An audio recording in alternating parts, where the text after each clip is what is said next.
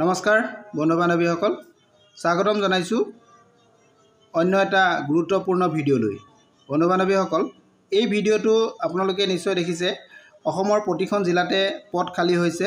এই পদসমূহ পূৰণৰ কাৰণে বিভাগৰ ফালৰ পৰা বিজ্ঞাপন আহিছে। ইয়াত আবেদন কৰিবলৈ হ'লে আপোনালোকে শিক্ষাগত অৰ্হতা কিমান লাগিব, আপোনালোকৰ বয়স কিমান হ'ব লাগিব ইত্যাদি সকলোখিনি কথা আজি মই এই ভিডিঅ'ৰ জৰিয়তে আপোনালোকক জনাব বিচাৰিছোঁ। গতিকে বন্ধু বান্ধৱীসকল, ভিডিঅ'টো স্কিপ নকৰাকৈ শেষলৈকে চাব বুলি মই আশা ৰাখিলোঁ। আহকচোন আমি ভিডিঅ'টো আৰম্ভ কৰাৰ আগতে আপোনালোকে যদি মোৰ চেনেলটো এতিয়ালৈকে ছাবস্ক্ৰাইব কৰা নাই তেনেহ'লে চেনেলটো ছাবস্ক্ৰাইব কৰি কাষতে থকা অল নটিফিকেশ্যনটো অন কৰি দিয়ক, যাতে আপোনালোকে এনেকুৱা বিজ্ঞাপনবিলাক সৰ্বপ্ৰথমে লাভ কৰিব পাৰে। আহক ভিডিঅ'টো আমি আৰম্ভ কৰোঁ।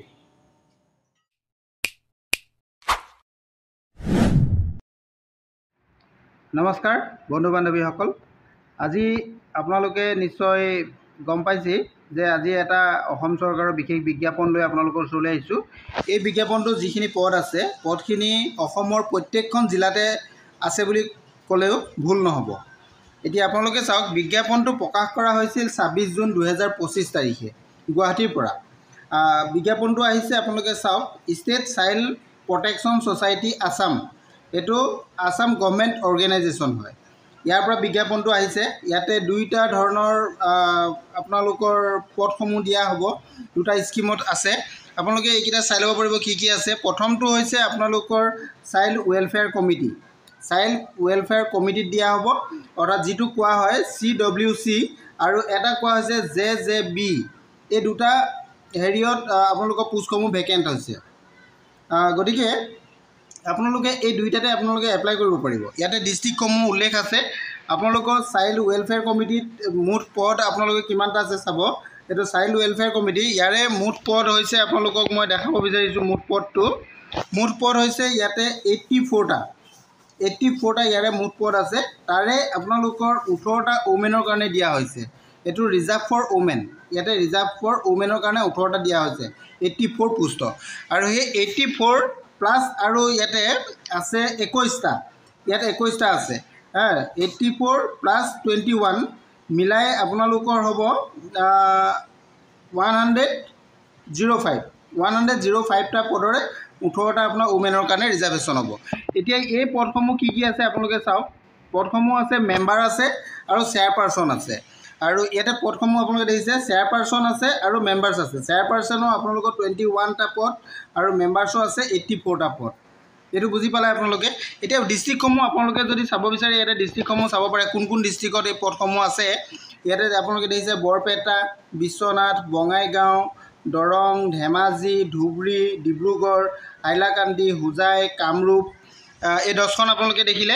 তাৰপিছত আপোনালোকে আছে কামৰূপ মেট্ৰ' এডিশ্যনেল, কাৰ্বি আংলং, লখিমপুৰ, মাজুলী, মৰিগাঁও, নগাঁও, ঠিক তেনেধৰণে নলবাৰী, শিৱসাগৰ, শোণিতপুৰ, শালমৰা, তিনিচুকীয়া, ওদালগুৰি, ৱেষ্ট কাৰ্বি আংলং, কাছাৰ, গোলাঘাট, ডিমা হাছাও, এই 27খন জিলাত আপোনালোকৰ এই পদসমূহ আছে। আৰু নেক্সট যিখিনি আছে আপোনালোকৰ JJB আণ্ডাৰত যিখিনি পদ আছে, সেই পদখিনিও মই আপোনালোকক দেখাব বিচাৰিছোঁ। JJB আণ্ডাৰ টোটেল আপোনালোকৰ 34 পদ আছে।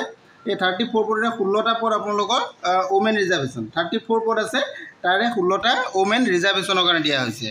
এই JJBত আপোনালোকৰ আছে ছ'চিয়েল ৱৰ্কাৰ পদ আছে। JJBত যিখিনি পদ আছে সেই পদখিনি আছে ছ'চিয়েল ৱৰ্কাৰ। সেই ছ'চিয়েল ৱৰ্কাৰ পদটো আপোনাৰ কোন কোন ডিষ্ট্ৰিক্টত আছে আপোনালোকে এইকেইটাও চাব পাৰিব।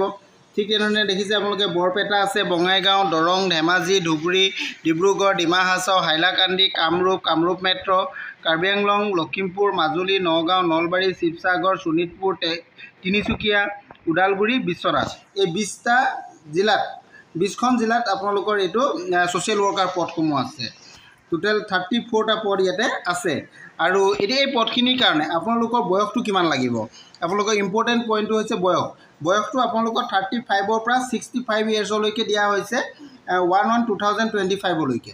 এজ প্ৰুফ আপোনালোকৰ ছাবমিট কৰিব লাগিব। এজৰ কাৰণে আপোনালোকৰ প্ৰুফ যিকোনো চাৰ্টিফিকেট, আপোনালোকে বাৰ্থ চাৰ্টিফিকেটেই হওক, বা যদি বাৰ্থ চাৰ্টিফিকেট নাথাকে তেনেহ'লে আপোনালোকৰ কোৱালিফিকেশ্যন যিটো মেট্ৰিকৰ চাৰ্টিফিকেট আছে বা এডমিট আছে, তাত আপোনালোকৰ বাৰ্থটো কাৰণে আপোনালোকে প্ৰডিউচ কৰিব লাগিব। আৰু নেক্সট আপোনালোকৰ আহিলে এডুকেশ্যনেল কোৱালিফিকেশ্যন, যিটো মেইন এছেঞ্চিয়েল কোৱালিফিকেশ্যনটো হৈছে এডুকেশ্যনেল কোৱালিফিকেশ্যন। এডুকেশ্যনেল কোৱালিফিকেশ্যন ইয়াতে কি বিচৰা হৈছে আপোনালোকে চাওক।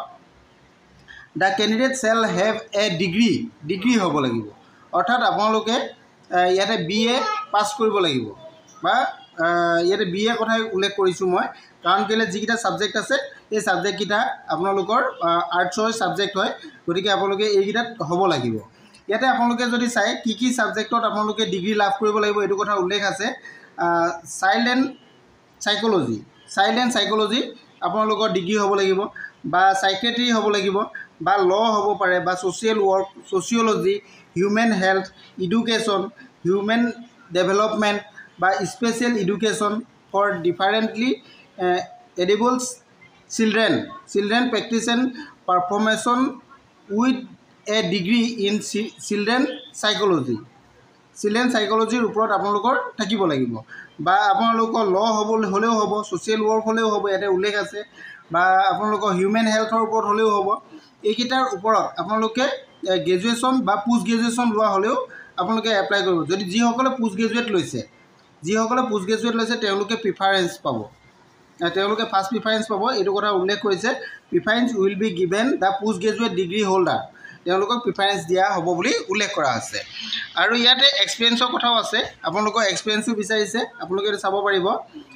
এক্সপিৰিয়েঞ্চটো আপোনালোকৰ হেল্থৰ ওপৰত বা এডুকেশ্যন বা ৱেলফেয়াৰ এক্টিভিটিছ ওপৰত আপোনালোকৰ 7 yearsৰ এক্সপিৰিয়েঞ্চ ইয়াতে বিচাৰিছে, বা নতুবা no person will be eligible the selection chairperson member বা ছ'চিয়েল ৱৰ্কাৰ কাৰণে এইটো ইলিজিবল নহ'ব বুলি কৈছে। আপোনালোকে এইখিনি কথা সকলোখিনি কথা জানিছে। আৰু ইয়াৰ কাৰণে আপোনালোকে কেনেধৰণে আবেদন কৰিব, আবেদন কেতিয়াৰ পৰা কৰিব আৰু কিমান তাৰিখলৈকে কৰিব, কেনেধৰণে কৰিব, এইখিনি কথাও ইয়াতে উল্লেখ আছে, আপোনালোকে চাই ল'ব পাৰিব। মই আপোনালোকক দেখাই দিছোঁ, আপোনালোকে চাব।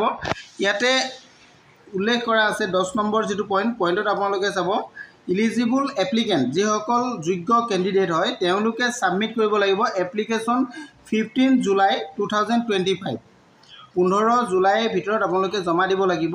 ক'ত দিব লাগিব আপোনালোকে চাওক, district child protection officer of the district concerned, তাতে আপোনালোকে জমা দিব লাগিব অফিচ আৱাৰ্ছত, ডিউৰিং দ্য অফিচ আৱাৰ্ছৰ ভিতৰত আপোনালোকে জমা দিব লাগিব।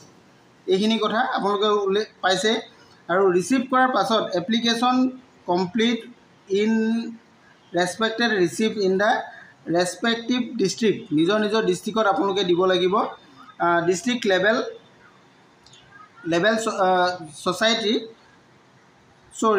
ছেক্ৰেটাৰী কমিটি, এইটো যিটো DLC আছে, DLSC আছে, অৰ্থাৎ ডিষ্ট্ৰিক্ট লেভেল ছেক্ৰেটাৰী কমিটি, তাতে আপোনালোকৰ হ'ব 31 জুলাইত এইটো শ্বৰ্টিং কৰা হ'ব। শ্বৰ্ট লিষ্টটো আপোনালোকে প্ৰডিউচ কৰিব অফিচৰ ফালৰ পৰা, তাতে আপোনালোকে শ্বৰ্ট লিষ্ট চাব পাৰিব। তাৰপিছতে আপোনালোকৰ ইয়াতে কেনেধৰণে চিলেকশ্যন হ'ব আৰু কেনেধৰণে আপোনালোকৰ ভাইভা হ'ব, এইখিনি কথা আপোনালোকে তাৰ পিছৰ পৰ্যায়ত জানিব পাৰিব। গোটেইখিনি কথা আপোনালোকে জানিলেই। ইয়াতে এডভাৰটাইজটো আপোনালোকে ক'ৰ পৰা প্ৰকাশ কৰিছে এইটো কথাও আপোনালোকে জানিলে, এইটো দেখাইছোঁ। Member secretary state child protection society Assam ফালৰ পৰা বিজ্ঞাপনটো আহিছিল। এতিয়া সকলোখিনি কথা আপোনালোকক জনালোৱেই। আৰু কিবা যদি আপোনালোকে জানিব বিচাৰে তেনেহ'লে মোৰ ভিডিঅ' শেষত কমেণ্ট কৰিব, মই আপোনালোকক সহায় কৰিবলৈ চেষ্টা কৰিম। নহ'লেও আপোনালোকে ইয়াৰ অফিচিয়েল ৱেবছাইটত গৈ ইয়াৰ পৰা আপোনালোকে এই বিজ্ঞাপনটো ডাউনলোড কৰি লৈ সবিশেষ চাই ল'ব পাৰিব। আজিলৈ মানে ভিডিঅ'টো যদি ভাল লাগিছে তেনেহ'লে লাইক কমেণ্ট শ্বেয়াৰ কৰি দিব। Thank U.